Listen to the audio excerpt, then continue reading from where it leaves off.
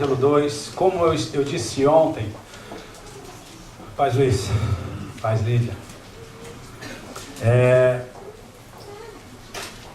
Tanto ontem como hoje, estaríamos comentando uma palavra dentro do mesmo sentido, dentro do mesmo contexto. Uma palavra simples, uma palavra singela, uma palavra onde é possível entendê-la, onde ela é acessível, né? O que precisamos é nos preocuparmos com a condição do nosso coração, a forma que nós colocamos o nosso coração diante da palavra, né? E onde nós falamos a respeito de buscar a alegria em lugares errados, né? Em meios ou por meios errados. E hoje eu gostaria de falar também dentro desse contexto, dessa ideia, né? Melhor do que estar é ser feliz. Isso que é o mais importante. Eu brinco com a minha esposa, ela fala: nossa, você está bonito. Eu falei: a questão não é de estar, né? Em pouco tempo que eu estou andando com o Lani, eu já tenho aprendido algumas, né? A questão é de ser. Né, Lani? Nós temos duas qualidades. Uma é a humildade e outra a modéstia, né? Nós dois. Mas é dentro desse contexto que eu gostaria de conversar um pouquinho com vocês. A questão é ser e não estar, né? Estar significa algo que pode mudar, pode trazer uma conotação de inconstância, né? Algo que não está resolvido. Mas a questão de ser, né? Aí já significa que já é algo fixo, algo certo, né? E Jeremias, o profeta chorão, o profeta que chorou por muito tempo em favor de Israel, por isso ele é conhecido como profeta chorão. Ele fala aqui, Deus falando através dele, versículo 13: porque o meu povo fez duas maldades. A mim me deixaram o manancial de águas vivas e cavaram cisternas, covas, né? Cisternas rotas, covas furadas, que não retêm as águas. Vou repetir. Porque o meu povo fez duas maldades, fez duas escolhas, tomaram duas atitudes. A primeira, a mim me deixaram, sendo eu um manancial de águas, a única fonte de águas vivas. E segundo, cavaram cisternas, covas, buracos, né, que não retêm as águas. Pode se assentar.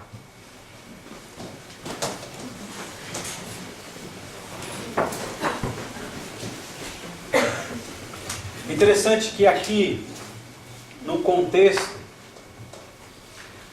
nós devemos aprender que Jeremias está sendo usado pelo Senhor, aonde Deus, ele de uma certa forma demonstra uma certa tristeza para com o povo de Israel.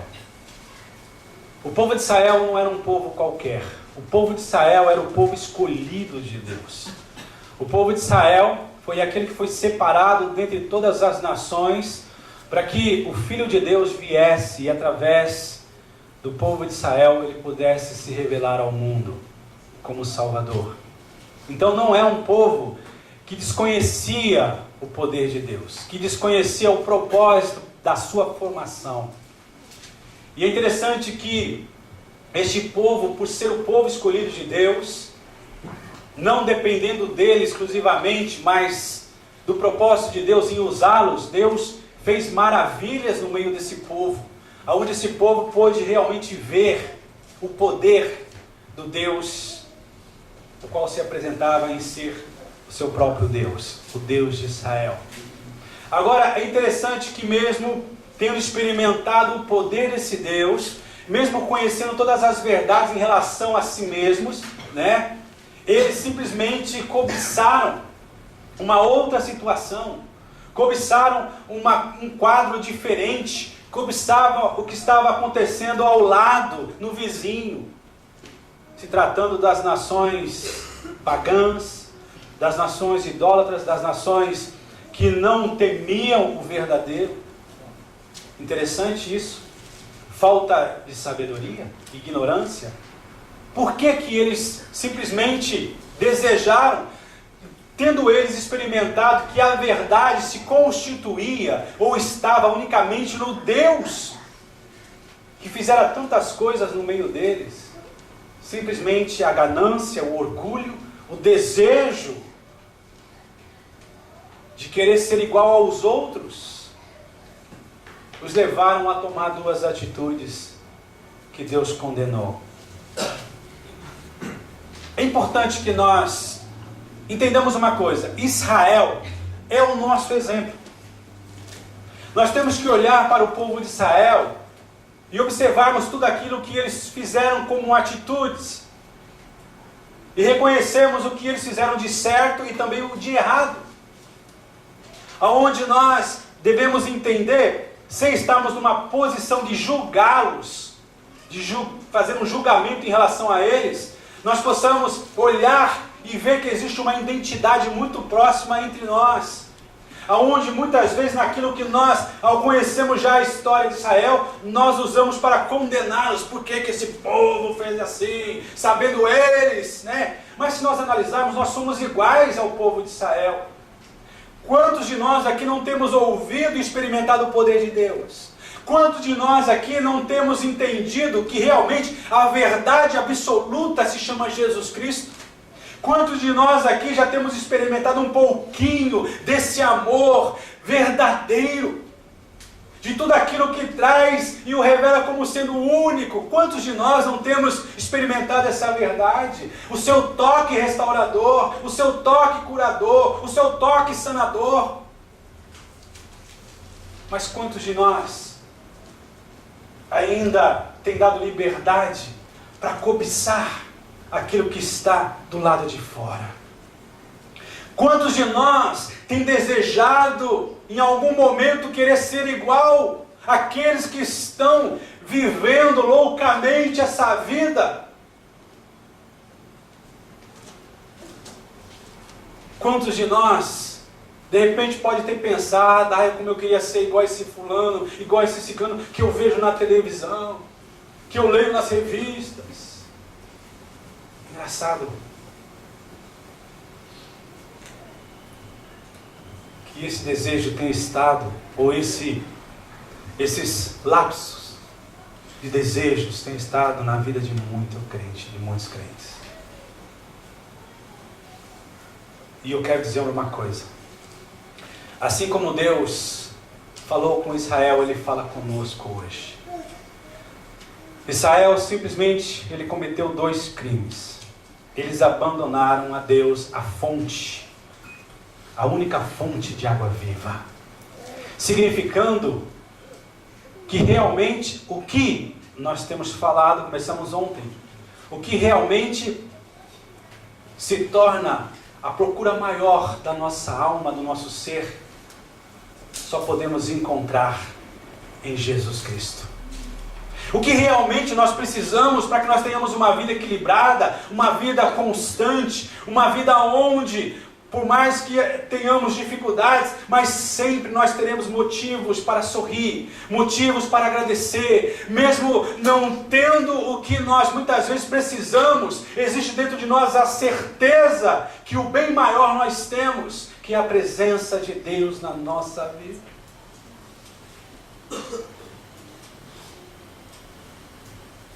Jesus, Ele é a única fonte que pode nos dar água e água viva. E é interessante que Deus, Ele fala: olha, vocês sabendo quem eu sou, vocês escolheram me abandonar. Não só me abandonaram, mas tomaram uma outra direção, de depender de vocês mesmos, de procurarem imitar os outros, os povos pagãos, aonde vocês cavaram muitas covas, muitos buracos, na intenção de quanto mais buraco fosse cavado, uma quantidade maior de água vocês estariam retendo. E de repente dizer para si mesmo: ó minha alma, descanse, folga, porque agora eu tenho muito. Isso tudo é ilusão, isso tudo é utopia. Isso tudo significa justamente o vapor que é impossível segurarmos nas nossas mãos. Isso passa. O escritor, o pregador, o escritor de Eclesiastes, ele fala que tudo isso é vaidade, isso tudo é vapor, isso tudo é fumaça. isso tudo passa. Mas o povo escolheu. De repente, para ser igual ao outro. De repente, para ser aceito pelo outro. De repente, você é jovem, você é adolescente. Você se sente tentado. Mesmo sabendo que o melhor lugar é a presença de Deus. Mesmo muitas vezes se sentindo cobrados pelos seus pais, pela igreja. Mas no fundo vocês sabem que o melhor para a vida de vocês é Jesus. Mas de repente tem um conhecido no Shigotô, de repente tem um conhecido na escola, aonde eles te desafiam, você é baca, você é bobo, você é frouxo, você é mole, você, não é igual a nós. De repente você é adulto na fábrica, você na sua casa, no meio da família descrente, aonde eles estão sempre dizendo, olha, você é bobo, você não faz isso igual a gente, você não curte a vida igual a gente, você não tem esses prazeres que nós temos, você não vive, como dizem por aí que o crente não vive. E de repente você, para ter a aceitação dessas pessoas, você procura ignorar toda a verdade que você já tem conhecido e experimentado. Para satisfazer ou para ser igual àqueles que estão do lado de fora. Sabe o que significa isso tudo? Está cavando cisternas, está cavando meios, está buscando meios, situações aonde a Bíblia diz que elas não poderão te enriquecer com alegria, com paz, com segurança. Por mais que pareçam coisas novas, são coisas que não retêm água. São coisas que não vão te satisfazer. São coisas que não vão te trazer liberdade. Essa é a verdade. E assim o povo agiu, e assim nós muitas vezes agimos nos dias de hoje. O que nós temos feito? E com isto mostramos que estamos substituindo aquilo que é certo. Quantas vezes trocamos o que Deus tem falado através da sua Bíblia, da sua palavra, de uma forma muito clara, por coisas obscuras que nós temos ouvido lá fora. Não é verdade? Agora, algo que nós precisamos entender. Deus, Ele nos criou para que nós fôssemos felizes e satisfeitos. Sabia disso? Algumas pessoas dizem, Deus me criou para sofrer. Deus não me ama, olha que situação. Não. A questão do sofrimento que alguns possam estar passando nos dias de hoje, consequência do pecado. Consequência do pecado. Consequência de escolhas que foram feitas no passado. Mas isso não afasta e nem anula a verdade que Deus criou o homem para que ele pudesse ser feliz, para que ele pudesse ser satisfeito. Em outras palavras, Deus criou o homem para que o homem o representasse nessa terra, dando a ele a autoridade máxima. Mas simplesmente o homem... Irmãos, vamos entender uma coisa. O que faltava para Adão e Eva no paraíso, gente? O que faltava? Um computador? Uma televisão de plasma? O que faltava? Vamos parar e entender o que faltava no paraíso. Um celular? Porque hoje, misericórdia, tem gente que morre se não tiver um celular. Não faltava nada, gente. Era tão maravilhoso e tão perfeito que diz a palavra de Deus, que todos os dias, na variação do dia, Deus descia para comungar com Adão e Eva, para ter comunhão com Adão e Eva. Aquele era muito lindo, era perfeito. Mas Deus, no seu amor, no seu jeito de ser, Ele criou o homem, dando a ele a semelhança para com ele, justamente no poder escolher, no poder arbitrar. Deus fez o homem semelhante a ele, não tirou a liberdade do homem, não o impediu dele ser livre, não, muito pelo contrário. Assim como Deus é livre, fez o homem livre, tendo a liberdade de escolher. Mas o homem não tem a necessidade de nada, simplesmente por não estar na comunhão, seja o porquê que Adão e Eva não estavam juntos. Não era tão grande assim, ou era para estar cada um num canto separado? Não. Porque Deus fez a Eva, não o Ivo, mas a Eva, para ser companheira. Companheira significa estar do lado. Era para os dois estarem sempre juntinhos. Mas não estavam.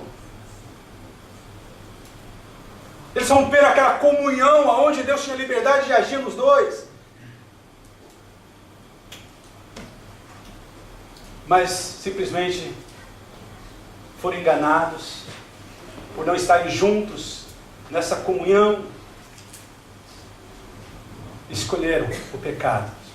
E por causa do pecado dele lá, até hoje, as consequências têm se multiplicado. Agora, o princípio sempre foi este. Deus fez o homem para ser feliz, para ser satisfeito. A nossa insatisfação, a nossa infelicidade é porque nós temos abandonado. O homem tem abandonado esta verdade. O homem tem abandonado a fonte de águas vivas e tem procurado por si mesmo, na sua própria capacidade, e com isso tem cavado covas, cisternas furadas.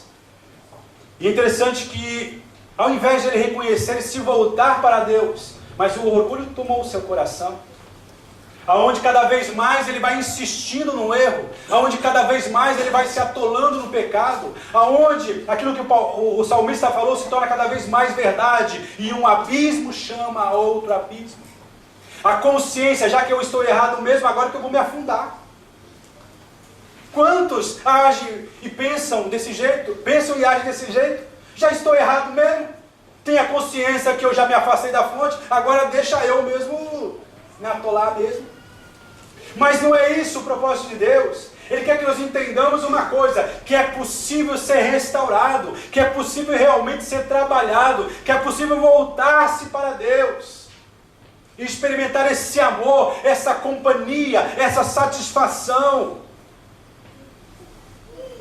Porque a verdade é que na insistência, nesse cavar cisternas rotas, nós vamos continuar sedentos. Nunca dessas variadas fontes de águas poderão satisfazer o que a nossa alma clama.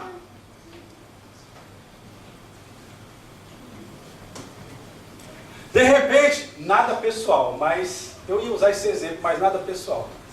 De repente o meu pensamento, se eu tiver uma Mercedes, eu vou ser feliz. Não tem nada a ver, né? Se eu tiver uma BMW, eu vou ser feliz. Graças a Deus, que Deus deu pro Lani aí. Deu os dois ainda, né? Deu os dois.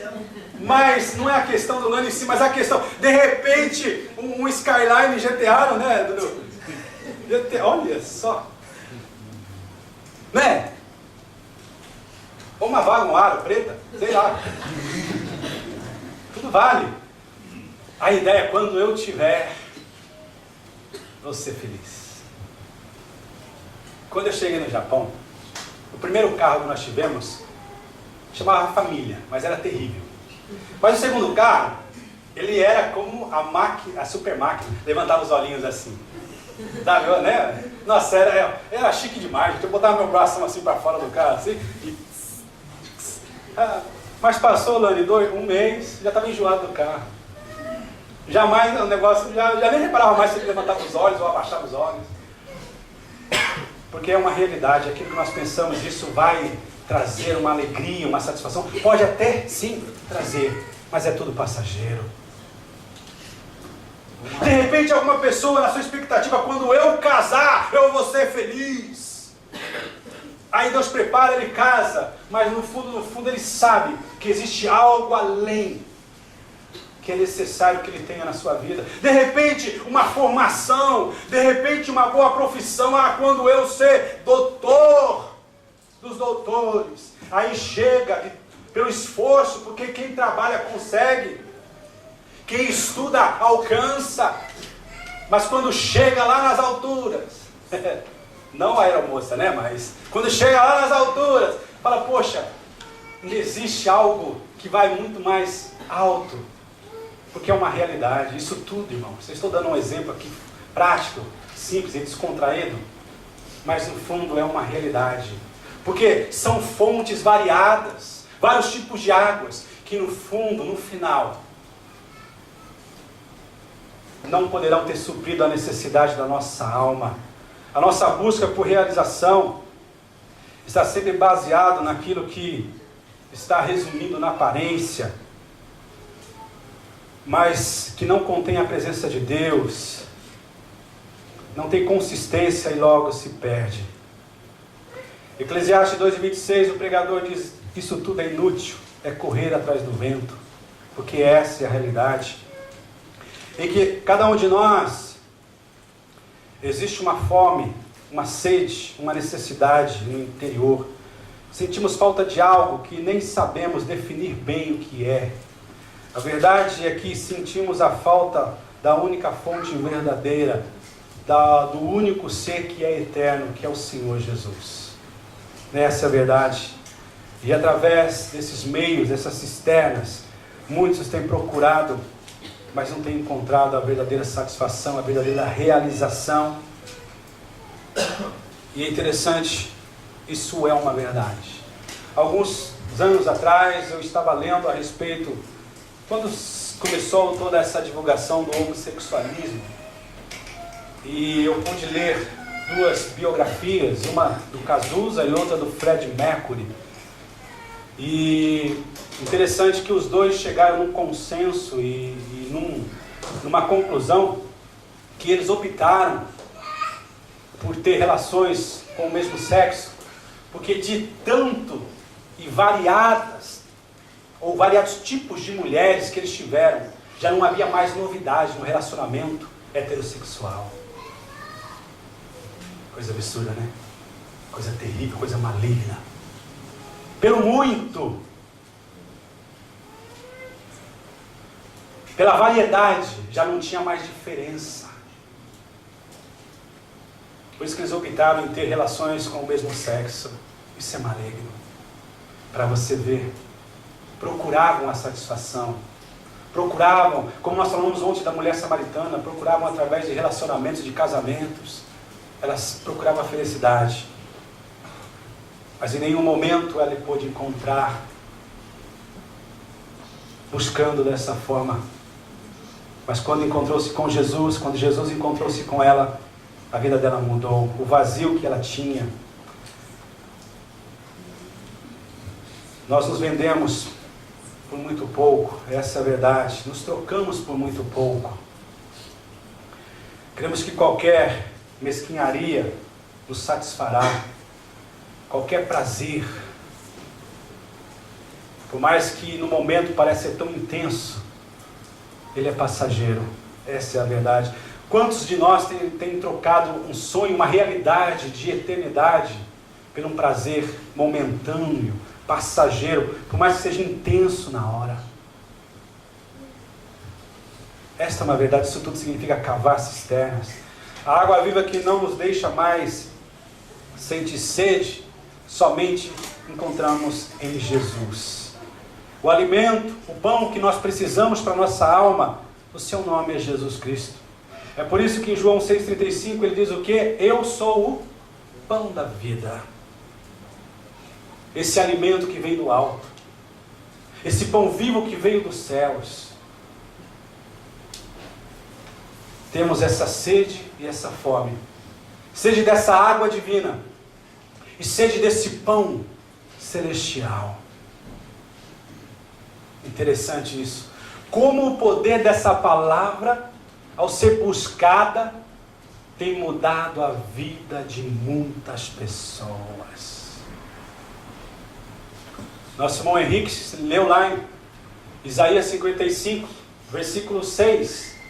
Buscar-me-eis enquanto me podeis achar. Busca a minha presença, porque eu estou disponível. Eu estou me apresentando. Entenda uma coisa, irmãos, para que você possa viver e falar lá fora. O motivo da nossa existência, o motivo da nossa vida é para glorificar e exaltar o nome do Senhor Jesus. E entendendo esse propósito, usemos como motivação, como conselho para buscarmos cada vez mais viver o projeto de Deus, que é agradá-lo, que é servi-lo, aonde você vai perceber, vale a pena ser fiel, mesmo tendo pouco, sabendo que o Senhor é fiel, para nos colocar sobre o muito. Louvado seja o nome do Senhor. Nós temos que estarmos vigilantes, estarmos conscientes e agirmos com humildade, para que tomemos uma atitude de parar aquilo que nós temos cavado, de parar de buscar em lugares errados, de correr atrás do nada, correr atrás do vento. Nós temos que ter na nossa mente, no nosso coração, como propósito definido: o meu buscar é Jesus Cristo. O meu buscar está direcionado na pessoa de Jesus Cristo. Sem Jesus eu não posso nada. Nós lemos ontem, em João capítulo 15, no versículo 5, no finalzinho, diz: sem mim nada podeis fazer. Essa é a verdade.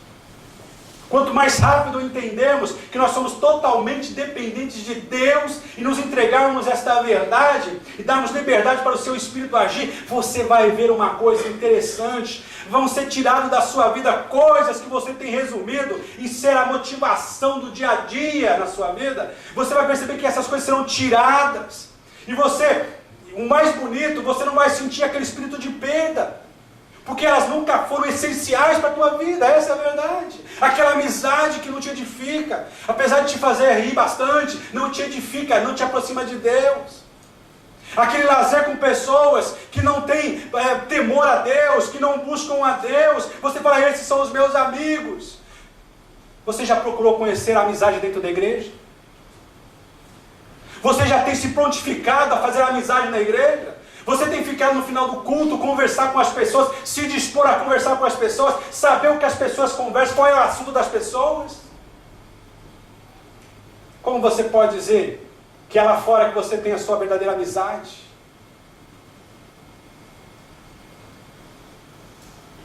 Somos imperfeitos? Somos falhos? Somos. Quem é perfeito aqui? Ninguém. Mas nessa comunhão, nesse ajuntamento, o Senhor vai trabalhando na vida de cada um de nós. Porque Ele nos permite demonstrarmos que nós o amamos, porque nós temos para amar o nosso próximo e muito mais. Nós entendemos que o nosso próximo não é aquele que se apresenta diante de mim, mas é de quem eu me aproximo. Ele vai se tornar o meu próximo. Aleluia, louvado seja o nome do Senhor. Para que cavar cisternas rotas? Porque construir amizades com pessoas que não temem ao Senhor, que não querem saber do Senhor, que escarnecem do Senhor. Chegou a hora de amadurecimento, de crescimento espiritual, de experiências mais profundas com o Senhor. Louvado seja o nome do Senhor. Aonde nós assumamos essa geração é a nossa. Aleluia! E somente buscando a água da fonte, somente buscando em Jesus, tendo comunhão com pessoas que louvam, que temem ao Senhor, são falhas igual a nós, mas estão buscando ao Senhor. Somos fortalecidos, somos direcionados, nos ajudamos uns aos outros, sentimos a necessidade uns dos outros. Quando nós falhamos na igreja, nós faltamos no culto, nos incomoda. Quando eu deixo dificilmente de vir ao culto, eu sinto falta. Eu sinto falta de vocês, eu sinto falta, da amizade, do carinho, eu sinto falta do abraço do urso. Agora o abraço do Paulão, mas ele não está quebrado, não dá nem para abraçar direito. Porque isso, irmãos, é justamente estarmos bebendo da mesma fonte, onde nós vamos fechando as possibilidades de tanto nós como o outro cavar cisternas lá fora, buscar lá fora o que nós precisamos, ou temos à nossa disposição aqui no seio da igreja, no corpo de Cristo. Essa é a verdade. Aleluia. Aonde os nossos erros, aonde as nossas diferenças não vão nos afastar, tem falado muito isso. Não estarão nos afastando, mas estarão nos direcionando para a mesma direção, Jesus Cristo. Eu estou aqui olhando para Jesus, estou indo, daqui a pouco o Richard vem aqui, a gente tudo bem? Então vamos, Jesus. Não estou nem olhando se ele está de coletinho, de sapato novo, tal, não estou nem aí. Não tenho nem liberdade de criticar ele. Não fez a barba hoje, o bigode está grande, não. Mas olhando os dois para Jesus, vamos lá. Daqui a pouco nós estamos os dois firmes. Daqui a pouco vem o Lin, e aqui, vem outro, e vem, e a gente vai fundo, vai firme. De repente nesse elo, escorrega um pouquinho, mas os outros o suportam, os outros o sustentam. Vamos. Aleluia. Qual é o propósito? É beber da fonte. Qual é o propósito? É chegar até Jesus. Qual é o propósito? É agradar a Jesus. O propósito é crescermos juntos. Porque nós vamos subir tudo no mesmo comboio. Em espanhol é comboio? Nós vamos subir tudo na mesma levada. No mesmo avião celestial, ou avião grandão. Louvado seja o nome do Senhor Jesus. Porque esse é o propósito.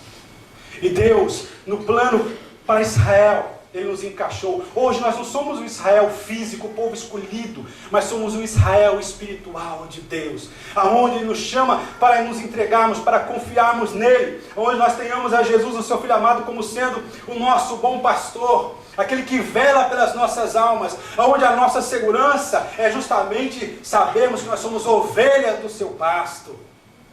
E se nós estamos vivendo aqui tendo a Ele como nosso pastor, não há o porquê nós tememos, quando um dia Ele estará diante de todos nós sendo juiz. Compreende?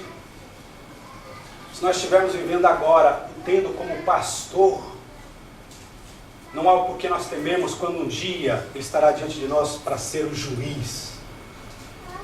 Se nós não o tivermos agora como pastor, como Senhor da nossa vida, o porquê estamos temerosos.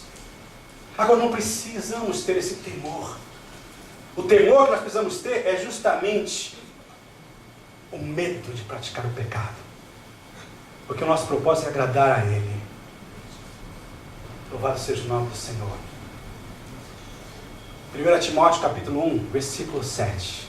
Paulo dizendo para Timóteo: mas Deus não nos deu um espírito de medo, mas um espírito de equilíbrio, de moderação. Louvado seja o nome desse Senhor Todo-Poderoso, para que nós possamos continuar firmes e sempre buscando da água da vida, sempre bebendo cada vez mais o Senhor. Quanto mais bebemos dele, mais sede nós temos. E o mais interessante, sendo aquilo que realmente nós somos. Terrível é procurar apresentar e viver aquilo que nós não somos. É mais fácil assumirmos aquilo que nós somos do que insistirmos naquilo que nós não somos. Dá para compreender isso? E o que nós somos? Somos dependentes de Deus. O que nós somos, temos o prazer na fonte da água viva. O seu nome é Jesus Cristo. Não há necessidade de nós nos aventurarmos lá fora, de nós queremos ser iguais àqueles lá fora. Lembra que quando era pequeno, lá em São Paulo, e nós éramos tratados de uma forma muito pejorativa, os filhos do pastor Joãozinho.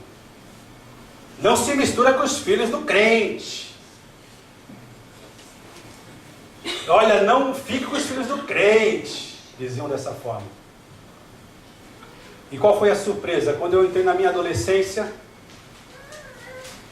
ainda, graças a Deus, na presença de Deus, algumas dessas mães vieram dizendo: olha, vai atrás do meu filho, porque eles estão perdidos. Aquelas que diziam antes: olha, não ande com os filhos do crente, agora elas chegaram dizendo: vai atrás do meu filho, eles estão perdidos, ele está perdido, está envolvido com drogas, com roubo, com crime, vai atrás dele, ajuda. Eu fiquei com uma vontade de dizer: agora fez a cama, deita, né? Eu falei: Deus, segura meu pezinho, segura minha boca. Segurei o meu espírito carioca, falei: tá bom. Mas infelizmente alguns já se perderam. Mas a questão é justamente isso. Eu aprendi a beber da fonte. Mesmo quando questionado, perseguido, mesmo quando injuriado, mesmo eu chegava em casa e dizia para minha mãe dizia, mas você tem Jesus Cristo. Eu falava, mas isso não é resposta. Eu lembro disso, mãe, se estiver assistindo, um beijo. Você é de Jesus, ela falou, você é de Jesus, você é de Jesus. Depois eu passava e falei, é verdade, eu sou de Jesus, eu sou de Jesus, eu sou de Jesus. E graças a Deus que eu continuo sendo de Jesus e vou continuar sendo de Jesus. Aleluia, é da fonte. Dessa fonte que eu aprendi a beber com os meus pais, não porque eles eram pastores, não são pastores, não. Eu tive que tomar a decisão por mim, eu quero ser filho de Deus. Eu entendi que Deus não tem neto.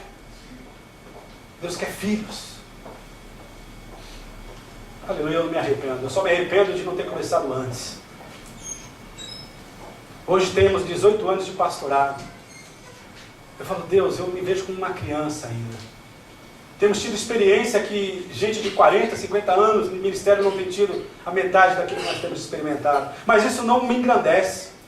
Isso me leva a entender e a glorificar a Deus. Deus sempre foi fiel.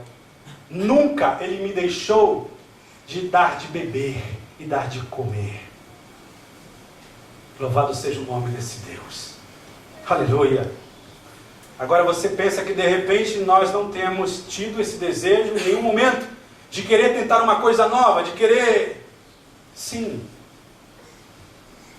Mas eu sempre oro a Deus que o desejo de servir o Senhor sempre seja maior do que o desejo de querer experimentar coisas. De vez em quando eu olho coisas acontecendo no meio evangélico e falo, poxa, isso é interessante. Aí eu vou orar a Deus, Deus fala, não tenho isso para vocês. Amém, Senhor. E é nisso que nós temos procurado andar. A nossa vida, realmente, ela tem que estar no Senhor Jesus. João 10:10, na segunda parte, que é mais importante, Jesus, depois de ter dito que o diabo só vem com um propósito terrível, ele fala, mas eu vim para que tenham vida e a tenham em abundância. Isso significa qualidade de vida eterna. Qualidade de vida que só encontramos em Deus. Fora de Deus não há esse padrão de qualidade. Somente em Jesus. É nele que nós vamos ter paz. Por quê? Lá em Isaías capítulo 6, que fala, olha que coisa interessante.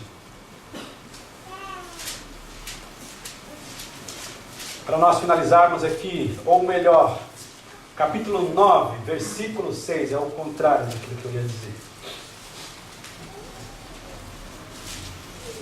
Olha o que nós temos à nossa disposição, olha o que está contido nessa fonte de água viva. Diz assim, porque um menino nos nasceu, uma fonte foi posta diante de nós, um filho se nos deu, o Filho de Deus, e o principado está sobre os seus ombros.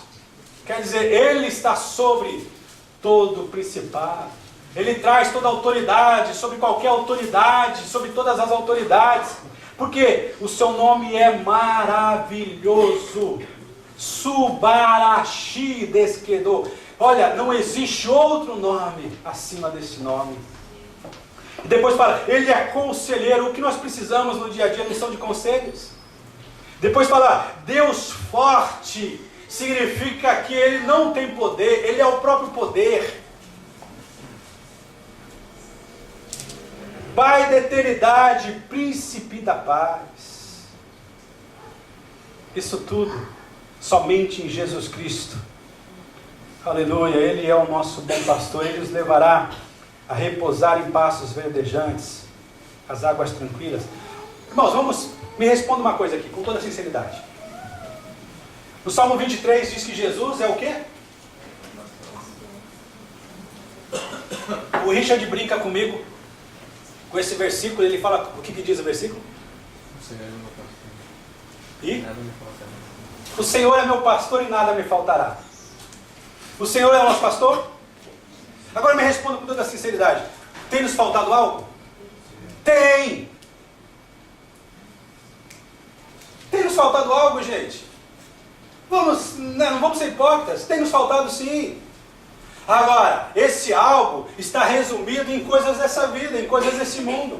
Agora, o que nunca vai nos faltar é a sua graça, é a sua presença, é o seu amor, é o seu perdão, é a comunhão com o seu Espírito. Isso nunca vai nos faltar.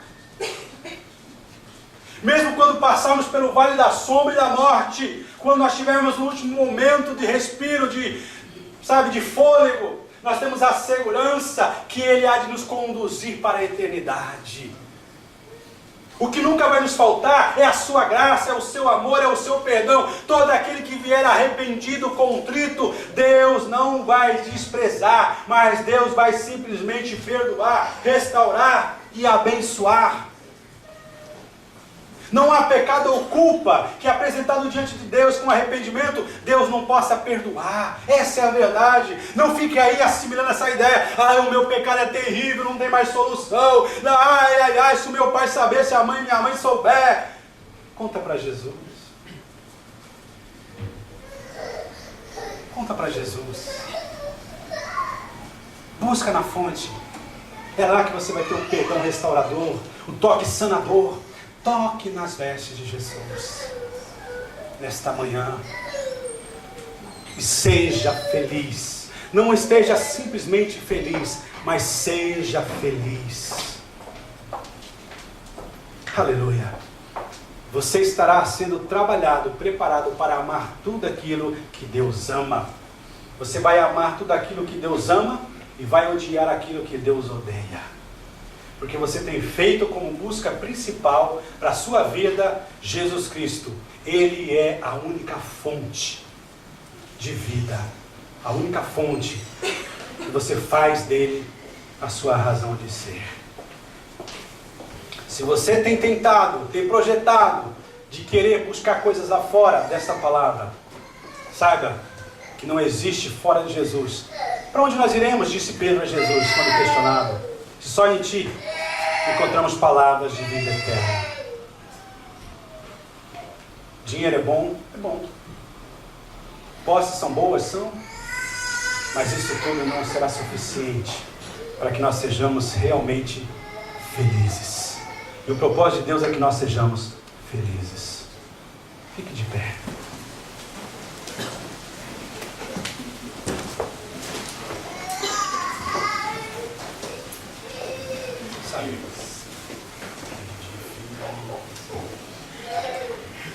Louvado seja o nome do Senhor. Tem um cântico que diz: edifica, Senhor, uma morada para Ti, um lugar de adoração. Tem essa letra aí fácil, Henrique?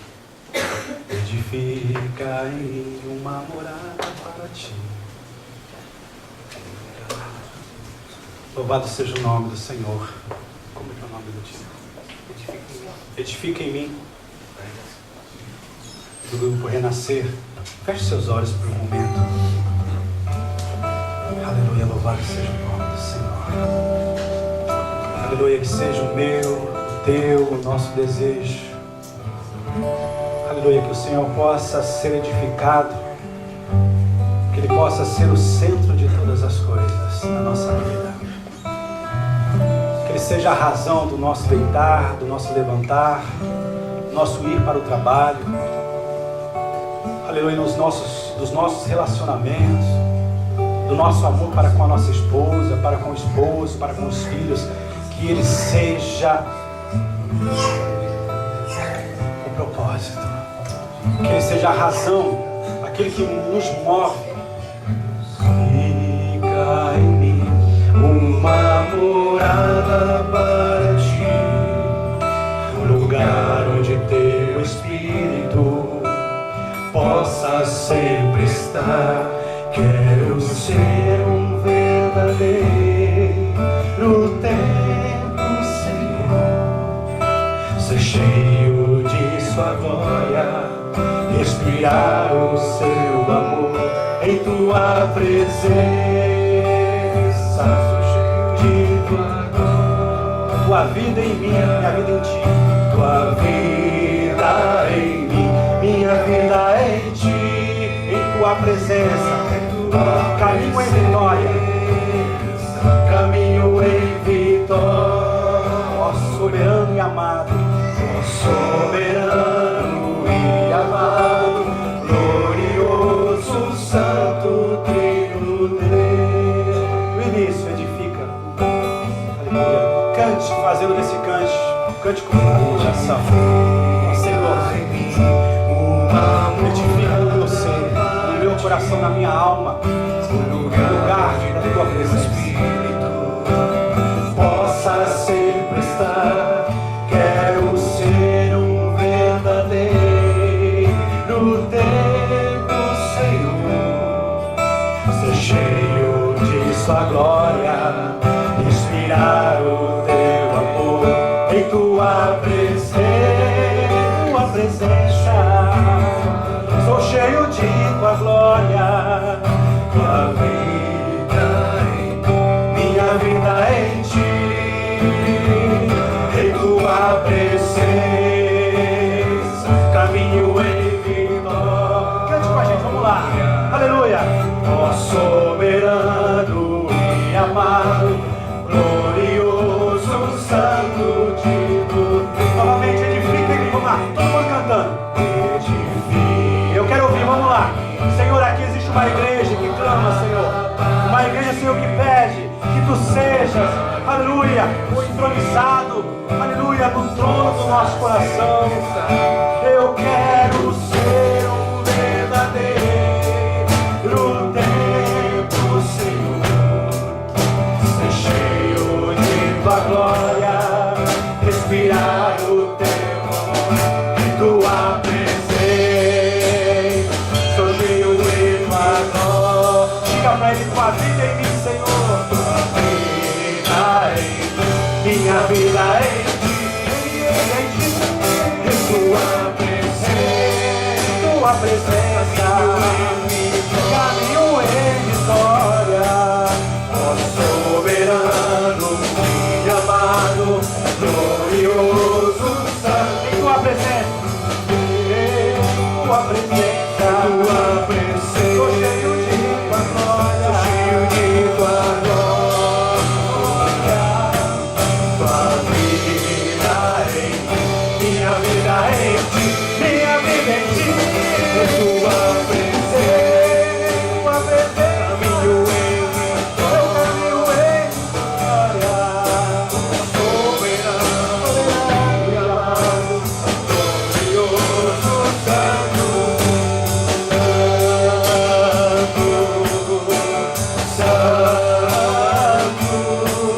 ó soberano e amado, glorioso, santo, Aleluia. Diga santo, santo, santo é o Senhor. Digno. Senhor, tenha misericórdia de cada um de nós. Queremos ser santo como tu és. Santo, santo.